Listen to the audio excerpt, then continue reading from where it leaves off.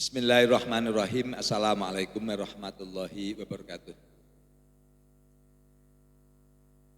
Allahumma salli ala sayyidina wa maulana Muhammad wa ala alihi wa sahbihi wa dzurriyyatihi wa man tabi wa ummatihi ajmain.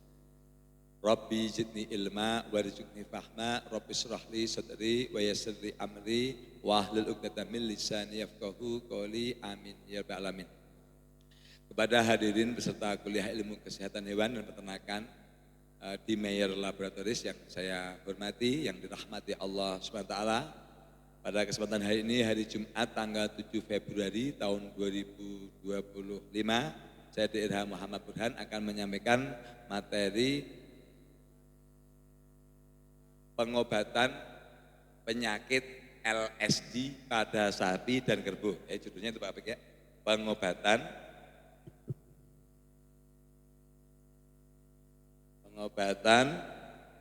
penyakit LSD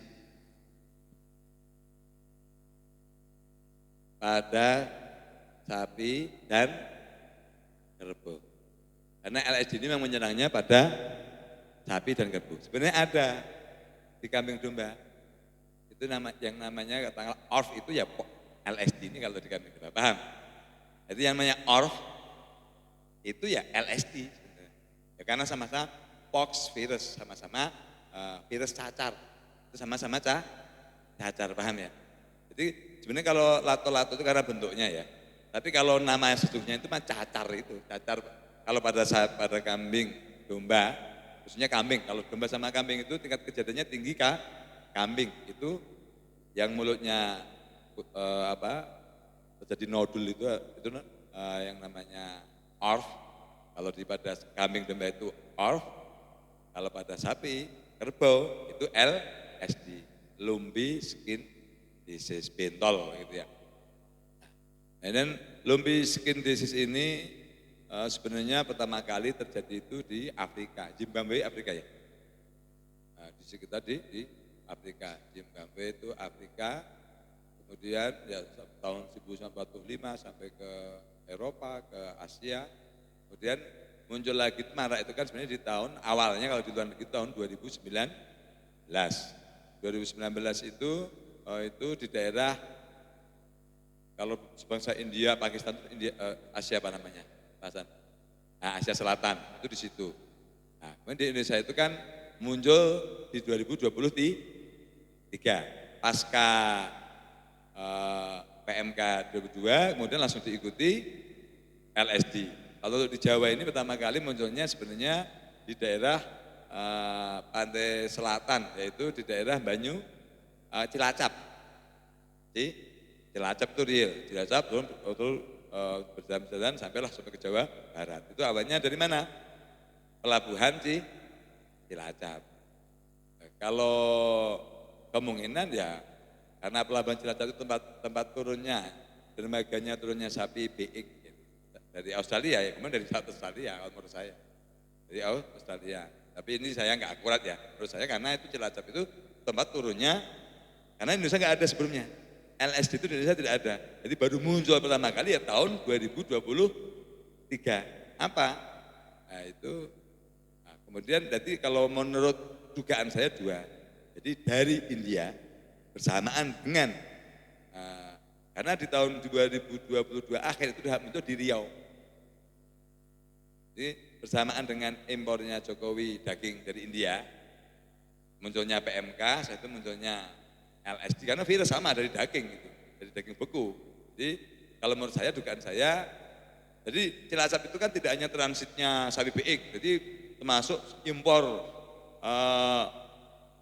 ternak dan bahan asal ternak, tulang, daging, kemudian kulit. Kalau kulit tidak mungkin, karena aku sudah digaramkan. Jadi kalau di kulit itu tidak mungkin ada virus, karena penggaraman untuk kulit, salinasi itu minimal 10%. Itu tidak ada yang bisa hidup. Jadi memang kulit itu tidak mungkin bisa ada bakteri, virus, jamur nggak akan bisa hidup.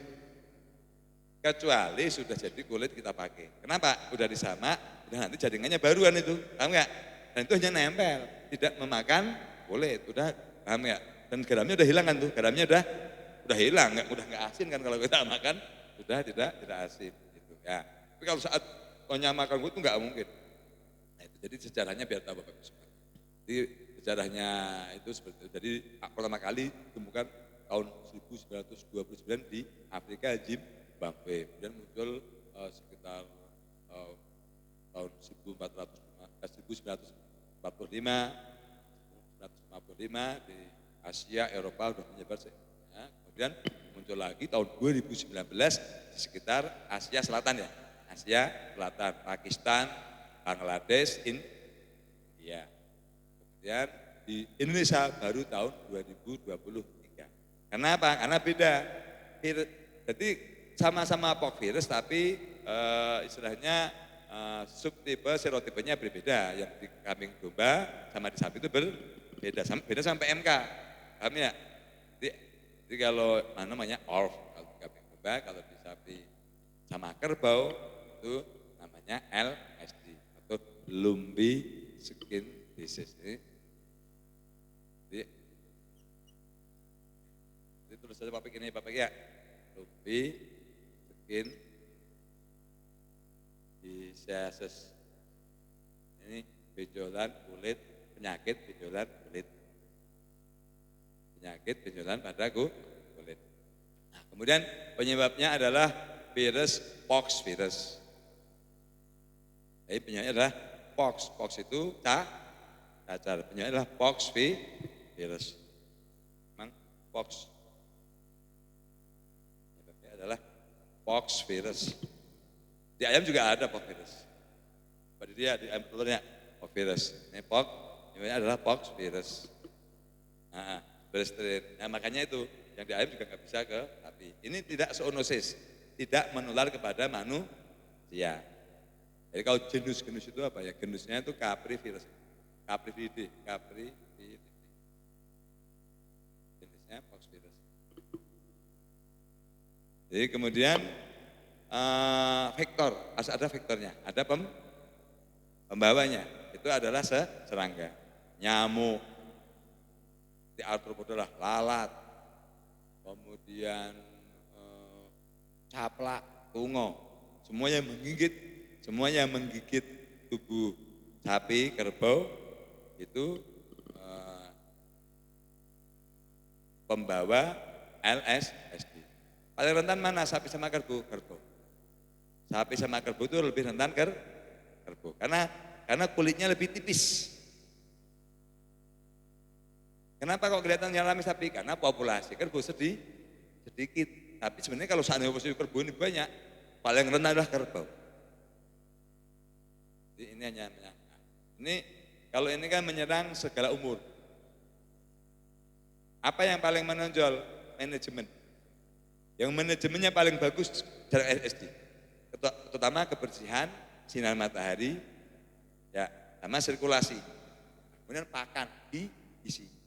Jadi ini yang membedakan kuatnya satu rutin dikasih obat cacing. Ini penting ya. Rutin kasih obat cacing pasti kuat. Kemudian makanannya bagus. 3, kemudian kebersihan hampir setiap hari, asal dibersihkan setiap hari, sinar matahari cukup, amoniak sedikit tidak bau, artinya kalau kita kandang tidak bau, itu pasti jarang LSD. Kejadian tertinggi ketika tata laksana atau manajemen ini jelek. Ya, karena ini menyerang semua umur. Makanya rata-rata yang terserang adalah peternakan rakyat.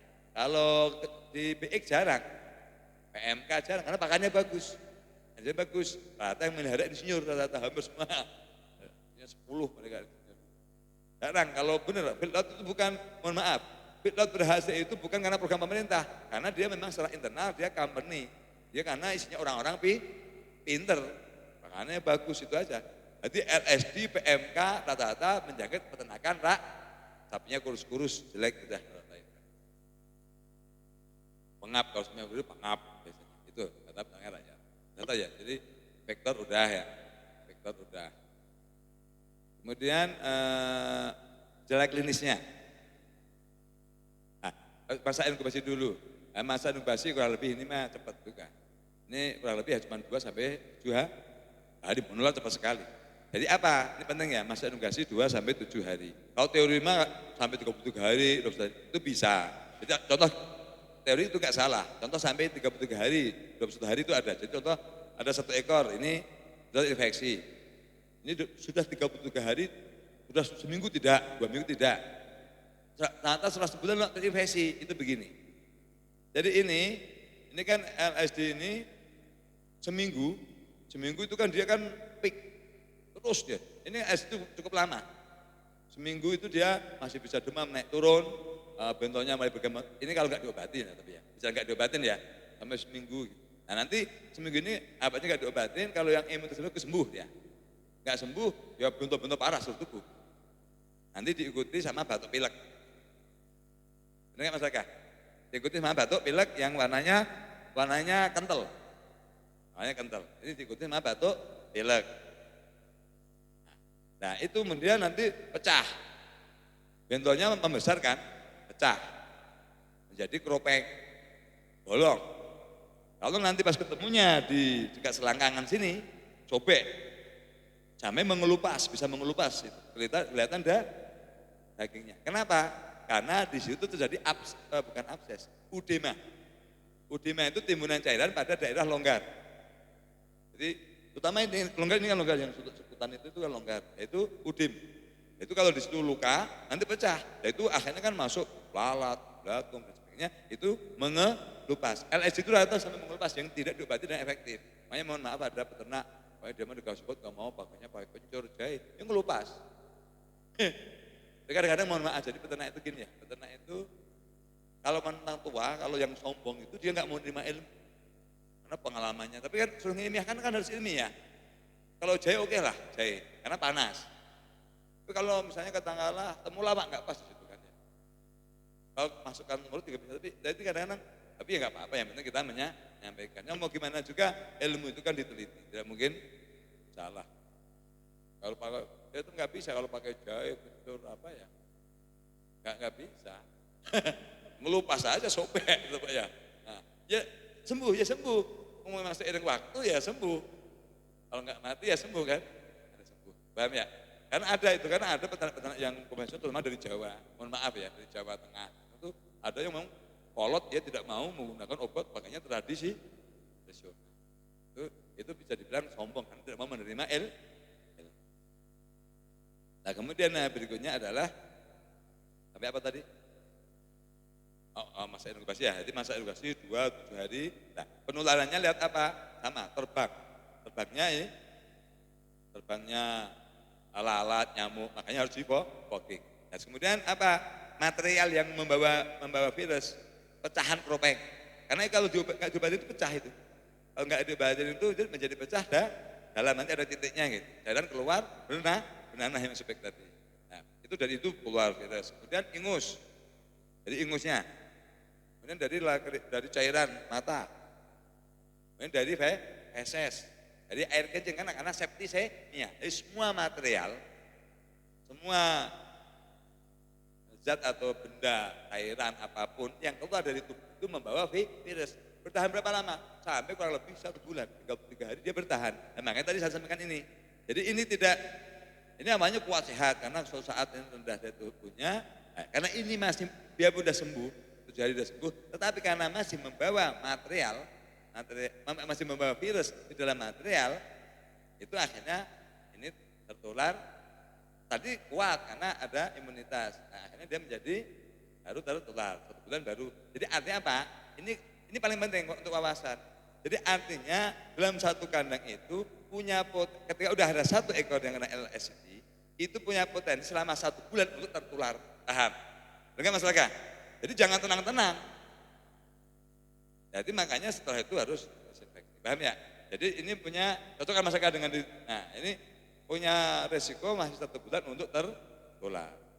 Dan itu sudah masa inkubasi sudah, penularan sudah. Nah, kemudian kalau morbiditas ya dibilang 100%.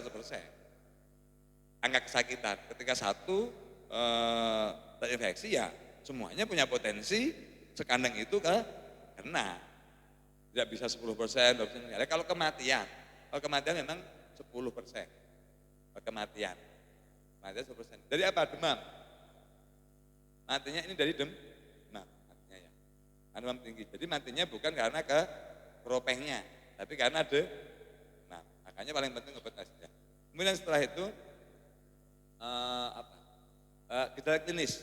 Jadi gejala klinis yang spesifik itu adalah pertama kali demam. Sama semua penyakit kita, sama.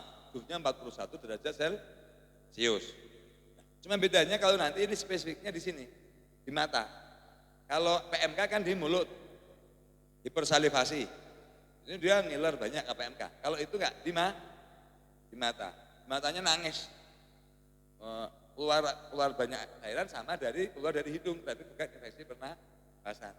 Dari hidung, ini karena mukosa, rambut lendir. Ini keluar cairan dari hidung sama mata, itu spesifiknya. Nah, kemudian setelah itu berlanjut ke infeksi pernafasan, infeksi kendir, makanya keluarlah kental. Ini kata dosen saya Profesor Widya Asmara, orang paling pintar, saya nggak bohong, zaman dulu Pak Widya Asmara. Jadi Profesor Widya Asmara itu nanti akhirnya dia menginfeksi memang sampai ke saluran pernafasan, ikut infeksi kendir sampai muncul lendir, mukopurulen itu kental lah, ya masa kayak kental hijau itu.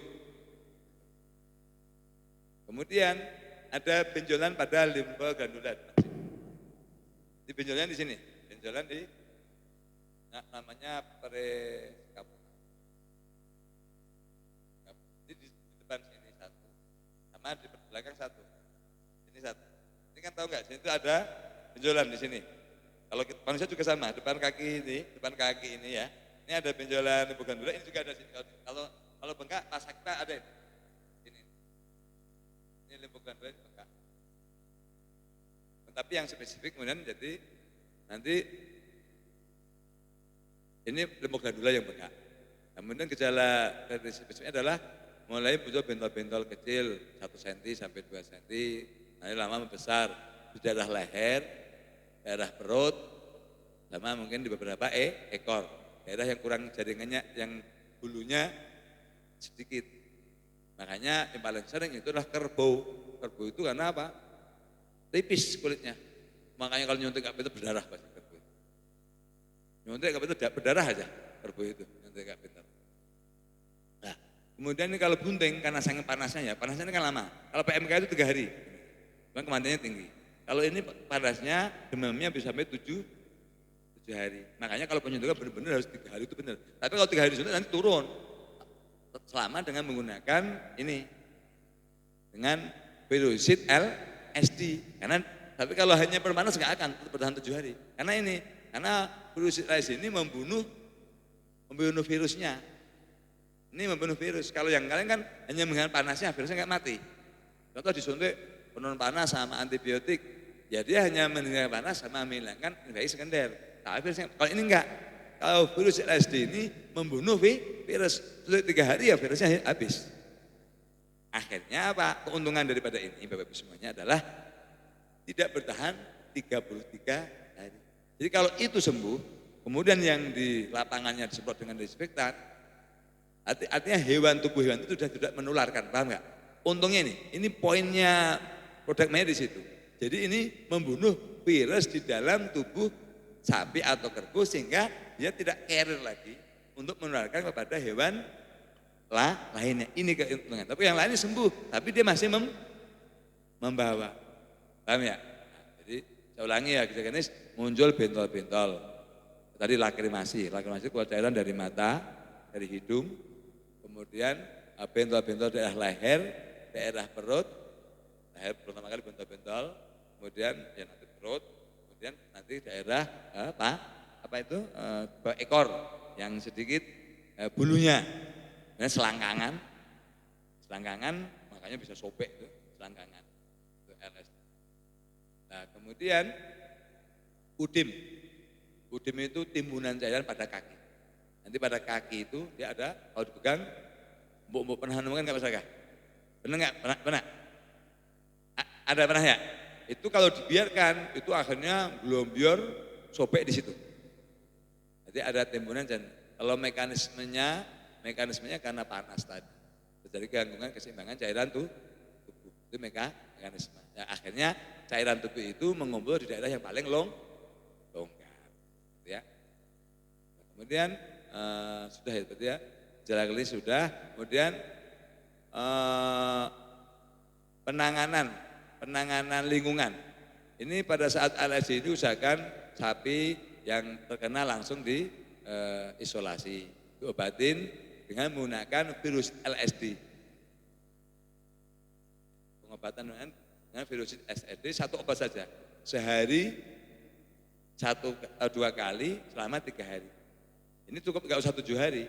Kalau 3 hari saja, sehari 2 kali, kali 3 hari. Nah, paling efektif apa? Per 8 jam. Paling efektif itu per 8 jam. Nyuntiknya 6 kali, tapi per 8 jam gitu ya. Ya ketemunya cuma berapa jam gitu. 8 kali 6 berapa? 48 jam ya? Nah, itu cuma 2 hari sebenarnya kalau per 8 jam. Paham? Kalau nyuntiknya per 8 jam cuma 2 hari. Tapi ketakutnya kan nggak sempat ya, kan ketemunya malam ya. Jadi makanya minimal maksimal di 12 jam, sehari 2 kali, kali 3 hari. Nah, itu insya Allah sembuh. Jadi kalau baru muncul langsung kata ahli suntik itu nggak akan muncul berkembang itunya. Nah, kalau dibiarkan nanti berkembang dan tidak akan bisa hilang gitu. Kalau sudah terlanjur gak diobatin itu nggak bisa. Tapi kalau lagi subklinis langsung suntik pakai virus SD injekmer ini langsung dia langsung kempes. Karena ini ada antihistaminnya memblokade radang. Virusnya dibunuh, tidak septismia, kemudian radangnya dihambat. Tidak terjadi peradangan secara sistemik. Nah, kalau dibiarkan bentul sampai tadi jaringan rusak, kemudian nafsu makannya pasti turun ya. Itu kemudian nanti karena itu bersifat permanen, namanya menjadi jaringan nekrosis rusak mati gitu, itu akhirnya kan dilihatnya jelek, kayak kutilan gitu. Akhirnya secara ekonomi tidak laku. Nah, kemudian kandang usahakan katakanlah saat itu juga ya, sapi dikeluarkan dulu, bersihkan cuci semuanya, semprot pakai desinfektan, menggunakan virusid desinfektan kita ya. Itu isinya glutaraldehid dan benzoyl klorid itu kuat sekali. Jadi semprot pakai desinfektan dengan dosis ya, kalau untuk kasus seperti ini 1 liter dikasih 20 mili virusid, minimal 10 mili, paham ya? Jadi kalau 10 liter itu 10 liter minimal kasih 100 mili, lalu semprotkan, itu mati jangan langsung, ayo udah bersih dulu semprot. Nah, kemudian jangan langsung dicuci, biar nempel dulu, biarkan itu kan cuci bersih, kemudian disemprot pakai desinfektan, dibiarkan minimal semalam nempel desinfektan itu untuk membunuh virus. Ya, kalau mau bilas lagi nanti besok. Jadi makanya minimal kalau kandangnya cuma 1 ya bertahap, kandang ini dulu, karena kan ini agak keras virusnya, tapi kalau udah diencerkan mah nggak terlalu keras. Semua dinding, pagar, lantai, tempat makan, tempat minum ini harus disemprot. Nah, nanti paling penting tempat minum. Kalau sudah semalam dibilas dengan air biar tidak bau. Bukan mengakibatkan mati, mengakibatkan nafsu makan turun karena bau obat desinfektan. Kemudian usahakan kotoran dibersihkan tiap hari, itu paling penting. Kemudian pencahayaan. Jadi paling kuncinya tadi ya sama makanan, sinar matahari, membersihkan kotoran tiap hari, sirkulasi udara cukup, itu insya Allah sembuh. Nah, ventilasinya itu sirkulasi udara ya. Jadi itu sudah semuanya ya. Jadi materi ini pengobatan sudah ya, penanganan lingkungan sudah. Kemudian kalau sekarang saatnya vaksin nggak tepat vaksin. Vaksin itu filosofinya adalah preventif. Jadi tidak ada apa-apa. Contoh tidak ada polio, bayi disuntik polio nanti biar ke depan tidak kena polio, paham nggak? Ya, kalau sudah ada polio parah, paham nggak? Jadi artinya filosofinya vaksin itu adalah pencegahan, preventif. Jadi kalau terjadi itu adalah kuratif, pengobatan. Kalau ada kasus begini, ini yang benar pengobatan, bukan pencegahan. Paham ya? Jadi demikian tentang pengobatan dan sekilas tentang teori seluk-beluk penyakit LSD yang saya sampaikan. Semoga bermanfaat bagi peternak semua di Indonesia sehingga semuanya terselamatkan, sapi dan kerbau, kemudian majulah peternakan Indonesia. Terima kasih, saya Muhammad Burhan, Billahi hidayah. Wassalamualaikum warahmatullahi wabarakatuh.